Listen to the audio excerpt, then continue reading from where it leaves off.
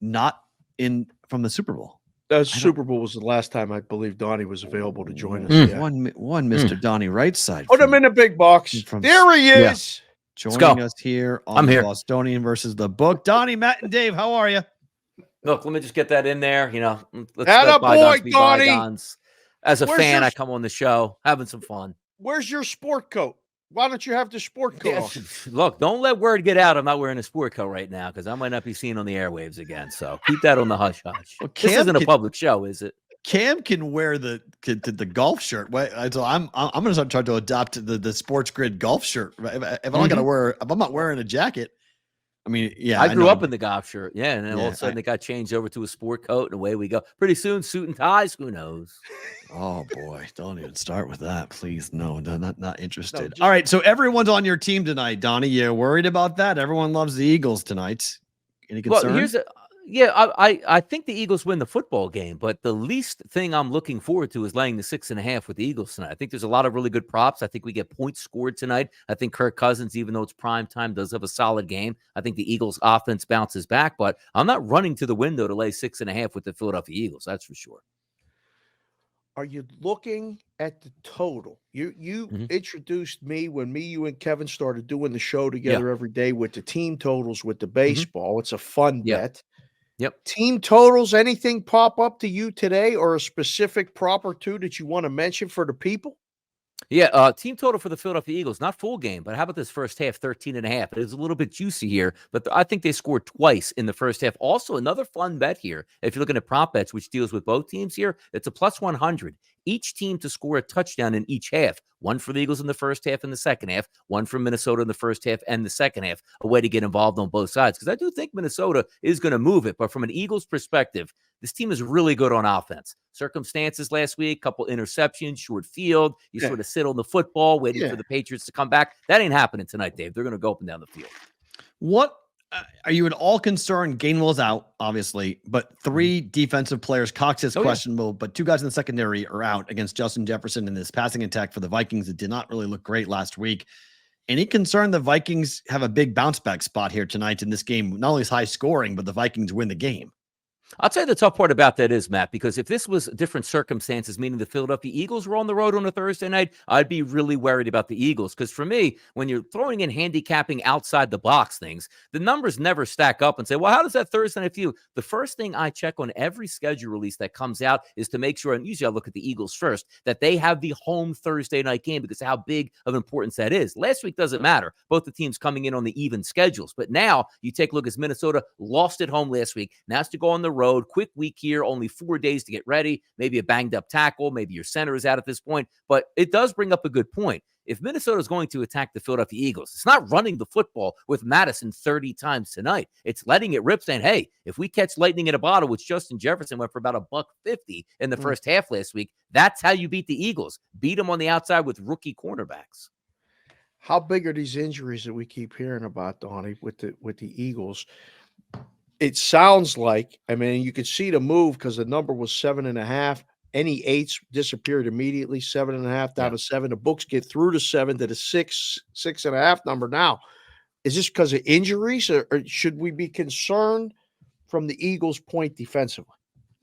I don't think so. But also, when you take a look at last week with the Eagles, were they ultra impressive? No, but they got the win. And from an odds perspective, they were favored by 3.5 at game time. They won by 5 points. They did their job. But the public always expects more, and so do the fan bases here. But if you're looking for a matchup, let's just say Justin Jefferson wasn't on the Minnesota Vikings. You go, okay, we got Slay back there, and they'll be just fine anyway. Just cover whatever wide receiver they have. You're talking about maybe the best wide receiver in football that they're going to try to match him up as many times as they possibly can on a rookie cornerback in Job on the outside. And also keep in mind, Slay's not one of those guys. There's very few cornerbacks in the NFL that go, you know what? I'm going to go one-on-one with this wide receiver the entire game. He doesn't do that because technically it wouldn't make any sense because you're trying to save up in big spots, third down, maybe you rotate it through. But also, Minnesota's no dummies here. They'll have Justin Jefferson lined up in the slot, on the left, on the right. They're going to use those advantages there. It's just a matter if the Eagles' front four can get home in this football game and force Kirk Cousins into so many turnovers. Remember last year? Second game of the year, primetime Monday Night Football, Kirk Cousins, 3 touchdowns. I think just about two or at least 2 of them were interceptions in the end zone here. So you expect turnovers when you get Kirk Cousins out there. That's fair. And And look, Fletcher Cox, I think that's one point. He's questionable. Yeah. He's more of a run stopper than a rushing in the quarterback, even though he can get to the quarterback at times. He's a big piece, though. I think if he doesn't play tonight, I think it's a big loss for that Eagles defense. But I do like the over in the game tonight. Yeah. Where are you on the future for the Jets now minus Aaron Rodgers? Do you feel like they got something in the kid, the second pick overall from a couple of years ago? Or do you think this is going to be a really rough year for the Jets now that their quarterback is out? Matt, on the early line, Ben and I talked about this, which it's a great comment you bring up here, because I use two terms. Either you get closure or clarity. And what I meant by that is clarity being, okay, he's a good football player, and when Aaron Rodgers comes back, he can be the backup. He's young enough where maybe in 2 or 3 years he can be the starter. Or you get closure. This guy stinks. We always knew he stinks. The book is now closed, and he can't play anymore, so we don't have any qualms letting him go. But also, from a betting perspective, Dave will like this too. You know me, like he goes down. I'm not looking at the Dallas Cowboys this weekend. I go right to the Jets and be like, oh, really? Okay. Now we're up to 9.5, maybe 10 points at game time. That defense is elite. And also check the game structures of the teams that are going to be playing the Jets. They come into the game going, hey, man, we got to hang 30 to beat the Jets. No, they're going, let's let the Jets beat themselves. So I would be surprised if A, the Jets make the playoffs, or B, if, Zach Wilson's a great quarterback. But I look for the other teams to go, okay, we know they have a good defense. Let's just play field control, and eventually they'll make the mistake. Cowboys by 7, you cash that ticket. Donnie, you So watched under. So wait, so we're betting under Cowboys Jets. Oh, yeah. No, I'm not looking for an over in that game. Yeah, I don't. No shot. No shot. You watched a lot of, you watched all the games, but Eagles specifically, and you watched them against New England. Mhm. New England is a 3-point home dog now to the Miami Dolphins. The show's called Bostonia versus the Book. We talk about the Patriots bullshit all the time because Matt likes to talk about the New England sports. We led today with Chaim Bloom getting fired and everything tough else. scene up there. Oh, but we'll get to that in a second. Yeah. It's okay. Dolphins -3, total 46.5.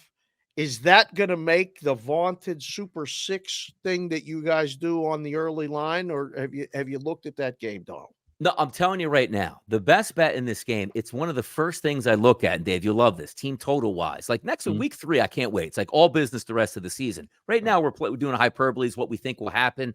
Here's the way I think the game plays out.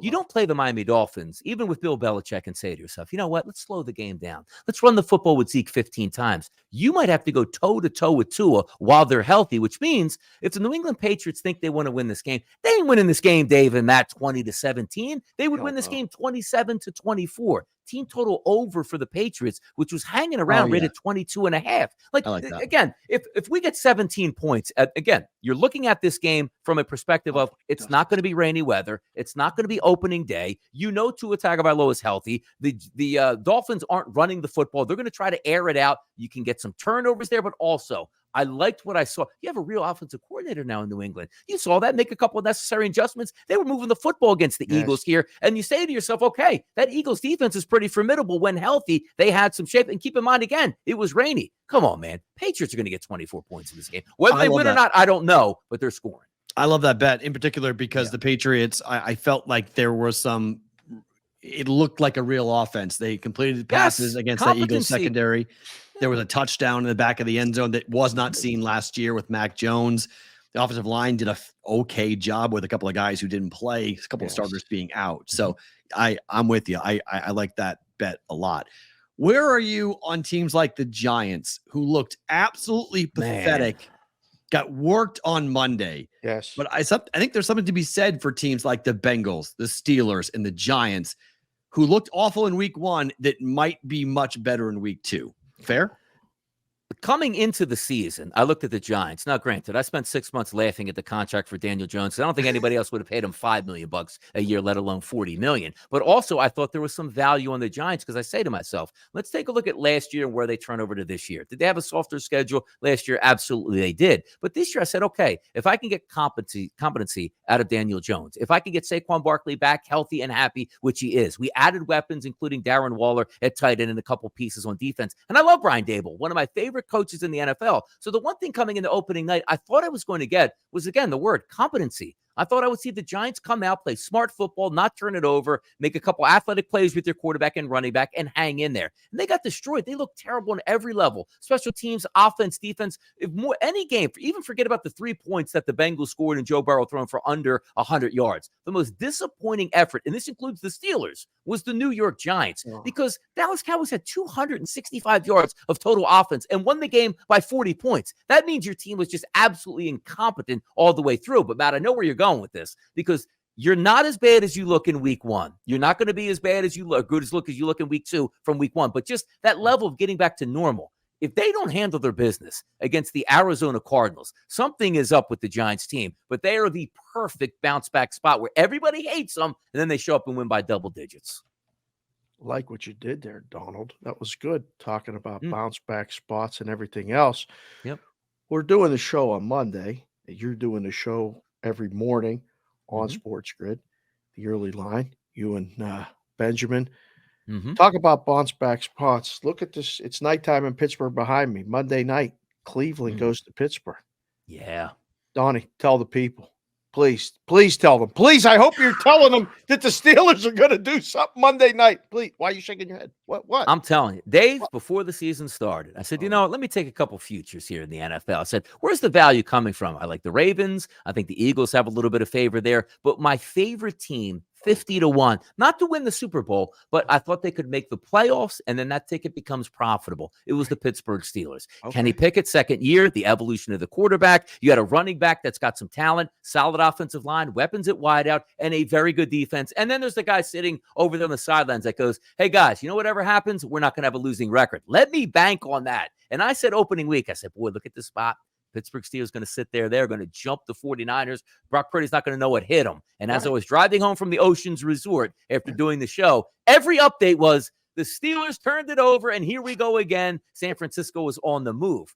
I love bounce back spots here. You take a look at how good Cleveland was on opening day. It is, if you're looking from week 1 to 2, it should be the Steelers, Dave, but I can't go anywhere near them. They're injured now, wide receiver. You got Deontay that's going to go down. You take a look there and say, okay, what do we do on a defense? Cam Hayward, the heart and soul of that defense. He's not going to be there.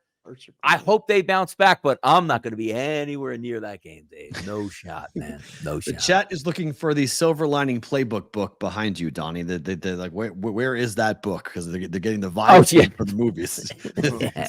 Die Hard. Where's Bradley Cooper? Hey, Bradley, get in here, brother. Yeah, where is he? He lives down the street. That guy lives down the street. Yeah, there you go.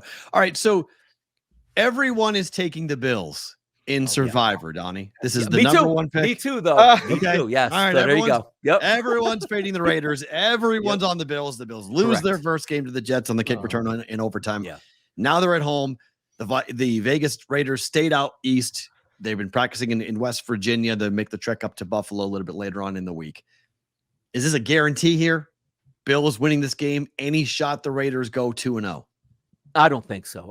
But quite frankly, it was interesting too. Week number 1, they played Denver, and I said to myself by midweek, I'm like, you know what? I actually think the Raiders are the better side because of how much of a mess the Denver Broncos are with injuries and Russell Wilson and the new coach trying to set the tone. But this looks like the perfect spot for the Buffalo Bills. They should be able to move the football at ease on that Vegas Raiders defense. And I thought Jimmy Garoppolo was competent, which is what you're going to need for the remaining parts of the season for the Raiders. I just don't think they match up man-to-man with Buffalo. And by the way, if this was a win and an ugly win by the Buffalo Bills, you might be looking at maybe the Raiders sneaking in there and saying, okay, let's hang around here. The vibes are still there for Buffalo. They're going to be angry this weekend. They know they made mistakes, including their quarterback, Josh Allen. Basically, I lost the game for you guys is what it came down to. 3 terrible interceptions, 1 fumble that just can't happen. I think they cross their T's and dot their I's this weekend and put on a big performance. And again, last week I went with just about everybody else too. The Ravens, this week with Buffalo. I'm just looking to survive in a survivor pool until week 3 we get on some more equal footing. I can't see the Buffalo Bills losing this weekend. I really can't. Last one for me, Donald, before we let you go. Or Matt may have a closing question for you. I'll switch to the Phillies hat for you. Yeah. Because I know you're still watching baseball. Are the Phillies going to make the playoffs? Yes. Do they have a shot at winning the World Series? Because we just saw the Braves come in there and kick their asses for a couple days in a row. Please give me some good news on the Phillies. Like I tried with the Steelers and you did that. I don't even want to Mhm. ask you about Penn State because I know what you're going to say. You run the wide receiver room better than anybody. Give me Mhm. some good Phillies news. What about the National League? Is it Braves or does anyone else have a shot? Now, look, the Braves have been kicking the Phillies' ass for quite some time now for the past Yes. couple of years. So they're used to that. And I'm used to that in Philadelphia. But if there is a silver lining here, what do you look forward I to? start. Well, look back to last year. You go into the playoffs. Oh, no, the Braves, man, she can't beat the Braves. The Phillies smoked the Braves in the playoffs. Damn And right they also, did. you're going to have the Atlanta Braves that have the best record in baseball. Yes. They're going to be sitting out round number one. Well, you Yes. know who's going to be on that same side of the bracket? It's the Phillies in round number one, catching that same momentum again and running into the Braves. And the Phillies will go into that series, goes, yeah, you beat us up in the regular season, but you remember when it counted in the postseason, our bats and pitching staff came alive. So if there is a lining in the clouds that you want to take with the Philadelphia Phillies, you just go back to last year and take a look. However, I don't know how you get around the Braves, because they just find Yeah. young pitchers that go out there in big spots and dominate, and Strider's back to looking like a Cy Young, and everybody in that lineup. I mean, you can tell me right now everybody has 50 home runs, and I would believe you of how potent it is here. But again, if you look at last year, the Phillies did the same thing. Get hot at the right time, ride that crest in the playoffs, wind up into the World Series. Matt, I have a quick follow-up Yeah. before we let him go. This is the BVB Phillies model hat. Okay. This Yeah, is where's the mine? I maroon. mean, you give I'm someone to everybody working but on me, it. I man. wanted to make sure because I know Eagles colors. You requested the Eagles colors. Would you have any interest in the maroon for the Phillies, or do you Oh, want it's to just go nice. with the Eagles? I think we have to go Eagles, because I'm going to get, like, the Phillies, I might only get a week out of that thing for the playoffs. The Eagles, we got a couple more, weeks obviously to go here for them. So What's it we like get more getting up mileage. at 3:30 in the morning every night? I don't get up at 3:30 in the morning now. It's nice. I get an extra. I'm actually forcing myself to sleep until 6 a.m. now. It was Woo! 4:30 for 2